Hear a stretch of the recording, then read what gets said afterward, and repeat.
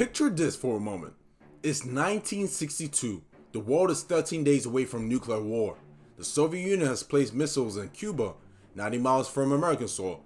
President Kennedy is in the Oval Office. His generals are telling him to strike. The American military on DEFCON 2, one level away from full nuclear launch. The world doesn't know how to close it. It is ending. And then on day 12, both sides go quiet. No missiles, no announcement, no press conference, just silence. And every historian who studies this moment says the same thing. That silence was the most dangerous 24 hours of the entire crisis. Because behind that silence, both sides were making a final decision. Attack or negotiate. Attack or negotiate. The war survived because one man on a Soviet submarine disobeyed his orders and refused to launch. One man. Now fast forward to today. The US and Iran has agreed to a 2-week ceasefire, and everyone around you is exhaling, relaxing and moving on. But I need you to understand something right now. I need you to understand it simply. That silence in 1962, we're living in it again. And this has been Operation Pronto. This is going to be Operation Pronto. Today we're going to break down exactly what is happening behind the ceasefire, what both sides are doing when the cameras aren't watching, and why the next 2 weeks may be the most consequential stretch of the entire conflict. Pay attention. Let's go. First and foremost, let's talk about what just happened. Alright, let's lay the foundation so everyone is on the same page. I don't guess, I analyze. So here are the facts. The US and Iran were on the edge of serious escalation. Not the kind of political back and forth we see every month. This was different. There were real threats, real military positioning, real economic pressure building up on both sides. And then both governments agreed to a 2-week ceasefire, a temporary halt, a pause in attention to allow diplomatic negotiations to continue without threat of immediate conflict hanging over every conversation. Now on the surface, that sounds like good news, and in some ways it is. Nobody wants war. War costs lives. War costs money. War disrupts global markets.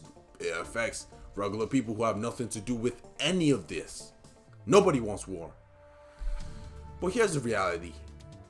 A ceasefire is only as strong as the trust behind it. And that's where this whole thing starts to fall apart. Think about it for a second. A ceasefire is only as strong as the trust that is surrounded behind it. Let's kill the illusion. I see what others don't see. What I see right now is media narrative that is going to make you feel like everything is fine, like we stepped back from the edge, like diplomacy won. Don't fall for it for a second. This is not peace. Peace is when two sides genuinely agree to end a conflict. When they shake hands, put down weapons, and actually commit to a different future. Peace has a foundation. Peace has compromise. Peace has trust. This is controlled delay.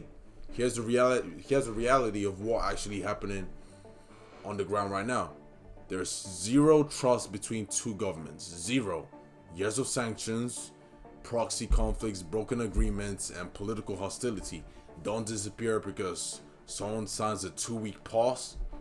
The military assets that are already in position or were in position before the ceasefire is still there. The intelligence operations that were running, still running. The surveillance, the monitoring, the contingency plan, none of that stopped. Both sides are still waiting and watching each other closely and tight. Does that sound like peace to you? What this ceasefire actually looks like is two people in a room who genuinely despise each other but agree to stop throwing punches for 14 days straight. The punches aren't gone, they're just waiting. It's just like Batman and Joker in the interrogation room. They both despise each other, but they are still stuck in the same room with each other. But this is where things get serious. And this is the part nobody talks about, or nobody's willing to be talking about. When I speak on this, you listen carefully, because I operate at a level that most people most people can't even comprehend. When it comes to understanding how power actually moves, I operate at a different level. Ceasefires only work when there is trust. That's not an option, that's history. Look at every ceasefire in modern history that actually had been held and turned into real peace. What did they all have in common? Both sides had something genuine to gain, and there was enough trust built over years of communication, diplomacy, and shared interest to make agreements stick. Now look at the ones that fell apart. Lebanon in the 80s, the Minsk agreements between Russia and Ukraine, the endless ceasefire cycles between Israel and Hamas. What did those all have in common? No real trust, no genuine commitment to a different outcome. Just temporary pauses that both sides used to regroup and repair and, get ready for the next round, just like a boxing fight. This was always going to happen. The pattern is always the same. America doesn't trust Iran, Iran doesn't trust America. And honestly, why would they? Iran sees the US as a country that overthrew their government in 1953, that supported Saddam Hussein during the Iran versus Iraq war, that has spent decades strangling their economy through sanctions. From Iran's perspective, every American handshake has a hidden agenda attached to it. And from Washington's perspective, Iran funds proxy militias across the Middle East. They openly call for the destruction of American allies. They've been pushing toward nuclear capability for decades. Every Iranian olive branch looks like delay tactic. So when these two sit down for ceasefire negotiations, nobody's relaxing, nobody's celebrating. Both sides are panicked, both sides are paranoid. Both sides are doing exactly what you expect them to do. Especially what you expect two chess players to do when someone hits pause on the clock. They're studying the board, identifying weaknesses, mapping the opponent's positions, calculating the next 3, 4, 5 moves ahead. Because the moment this ceasefire expires, the game resumes. This is not a ceasefire, this is a countdown, if we are being honest. Okay, I have to stop for a second. Because when I first heard this, I genuinely laughed. Two actual countries with missiles, aircraft carriers, nuclear capabilities, looked at each other and said, you know what? Let's take a 2-week break. I'm sorry, what? Let's take a 2-week break after we just finished sending missiles and drones to each other, back and forth, left and right, up and down.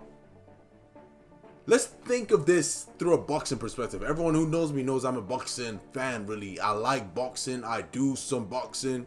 But picture this for a second. Picture a heavyweight championship fight. Round 6. Both fighters are bleeding. The crowd is going absolutely insane. The whole world is tuned in.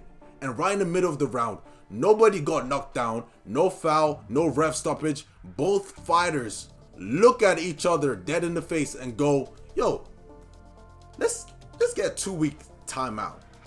You will lose your mind if that happened in real life. The ref will lose his mind. The entire sport will combust, because that's not how fights work. You don't call a timeout in war, except apparently you do now. Let's think of the NBA version. Game 7 of the finals, 10 seconds left. Score is tied, the whole world is watching. Ball goes in bounds.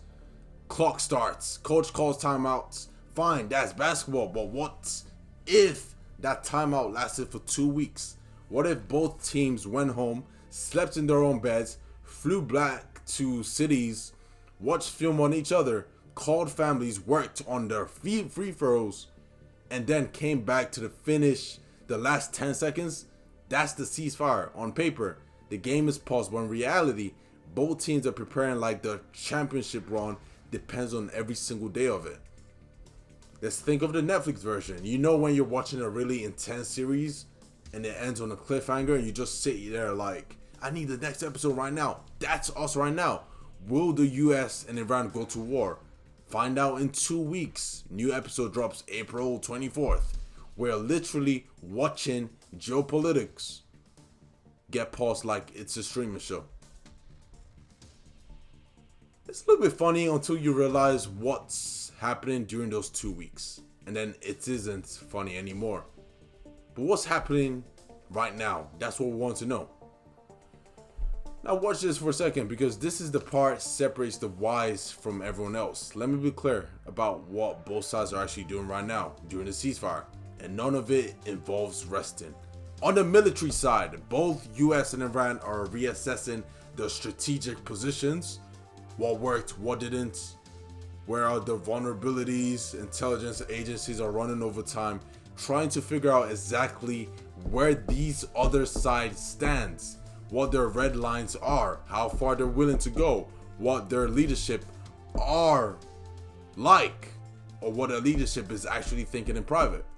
On the economic side, Iran is calculating the cost of continued conflict versus the cost of negotiated agreements. Every day of tension cost them. Sanctions already squeezing. Oil revenue is restricted.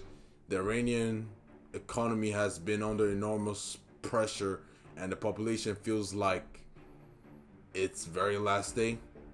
But too much compromise looks like weakness. And weakness in geopolitics has consequences you can't walk back. On the political side, both governments have domestic audiences to manage. In the US, any president who looks soft on Iran faces immediate political backlash. In Iran, hardline factions will dismantle any leader who appears to capitulate the American pressure. So both sides are negotiating in the room while performing toughness for the cameras outside. And here's the part that really matters. And I'm the one telling you this because most analysts won't go there or go here. Both sides are watching for violations. The moment one side believes the other is cheating, moving troops and reaching the uranium beyond agreed limits, running proxy attacks in the region, the ceasefire is over. Not in a we formally announced the end way, in a we need to respond immediately and aggressively way. These 2 weeks aren't quiet. They're the loudest 2 weeks of the entire conflict, just happening in the rooms you can't see. This is where I separate myself from most average analysts in the geopolitical realm. Most people hear ceasefire and think about war stopping. I hear ceasefire and I immediately think about 3 things: time, positioning it, and leverage. That's it. Every ceasefire in history come down to those 3 things. Time is the most underrated weapon in any conflict. When you're losing, time is your enemy. When you're regrouping, time is your ally. The US is using time to reassess whether continued pressure is actually achieving its strategic goals. Everyone has goals. Iran is using this time to stabilize domestically, communicate with allies, and signal to the international community that they're a reasonable actor, because that perception matters enormously for sanctions relief. Positioning is about where you stand when the clock restarts. Imagine 2 chess players who pause their match, but during that pause, one of them finds a move that they completely missed, a sequence that changes everything. When the game resumes, the board looks identical, but the game looks completely different, because it is completely different. That's what both sides are doing right now. Finding the move they missed leverages the whole game. Who walks back into the room with more credibility? Who has more to lose if talks fail? Who has more allies in their corner? Both sides are fighting for leverage right now, not with weapons, but with statements, alliances, economic moves, and media positioning. Every press release, every diplomat's interview, every official statement is a move in the leverage game. Iran wants the world to see them as the reasonable party, and also as just a reasonable party. That narrative builds international support. The US wants the world to see them as strong, diplomatically responsible. The narrative plays at home with European allies. Neither side is backing down on the core issues. Both sides are very carefully controlling how the story gets told. Because in the modern era, the story is the strategy. Whatever the story is, that's what it's going to be. That is what it's going to be. The modern era depicts that whoever could tell the story really wins. And here I am, respected as one of the greatest geopolitical analysts that God ever created, begging and convincing and sharing my knowledge with you, and you still willingly choose to ignore what I'm saying. In my previous episode, I talked about this. We have two types of people. We have the wise, and we have the people on the other side. The people on the other side, we don't speak about those people. We focus on the people who are wise.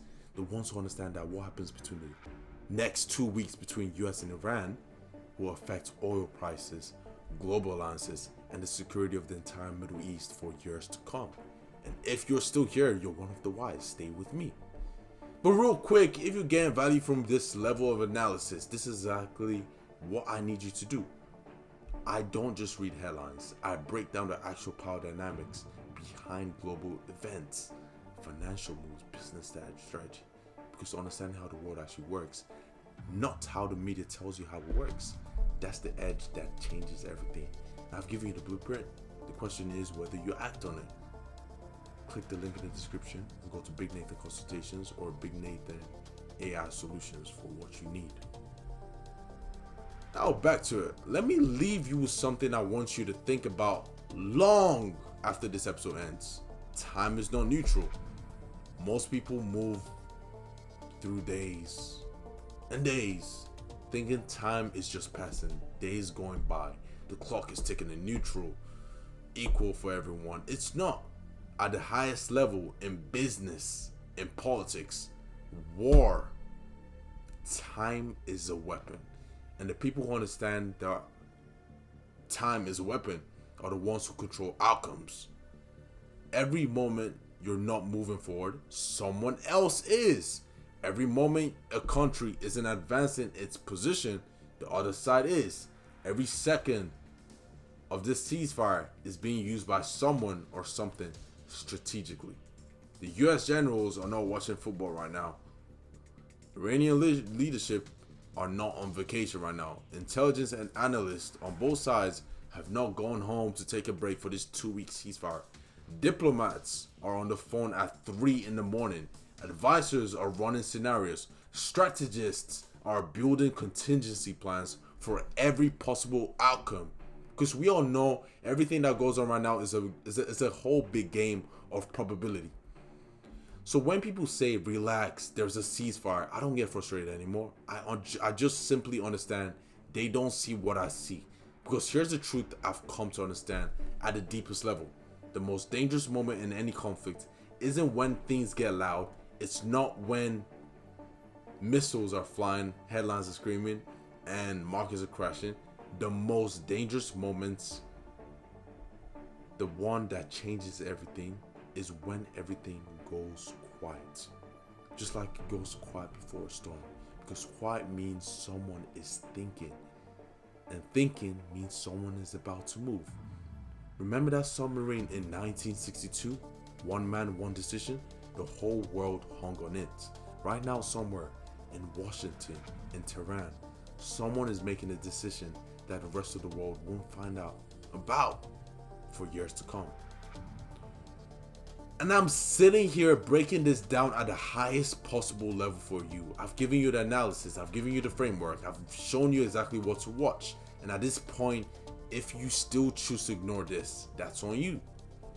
But for the wise ones still listening, pay attention. And the moment everyone came here for, what to watch next. Here's your homework. 4 themes to track over the next 2 weeks. Watch the leverage. Which side is gaining credibility internationally?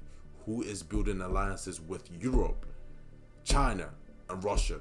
Whoever comes out these 2 weeks with more international support holds the stronger hand when talks resume. Watch for the quiet violations, not major announcements, violations, small ones, proxy attacks in certain regions, uranium enrichment reports, military movement near contested areas like the Strait of Hormuz. These are the signals that one side isn't honoring the ceasefire, and they always come before a full breakdown. Watch the domestic narrative. What is the Iranian leadership saying to their own people? What is the US administration saying to Congress? The domestic political story often tells you more about where this is heading than any formal diplomatic statement. Watch the deadline. Does the ceasefire get extended? Does it expire with an announcement of further talks or meetings? Or does it expire quietly with no next steps, both sides returning to elevated tension? That outcome tells you everything about what comes next. The side that uses the 2 weeks better controls what happens next.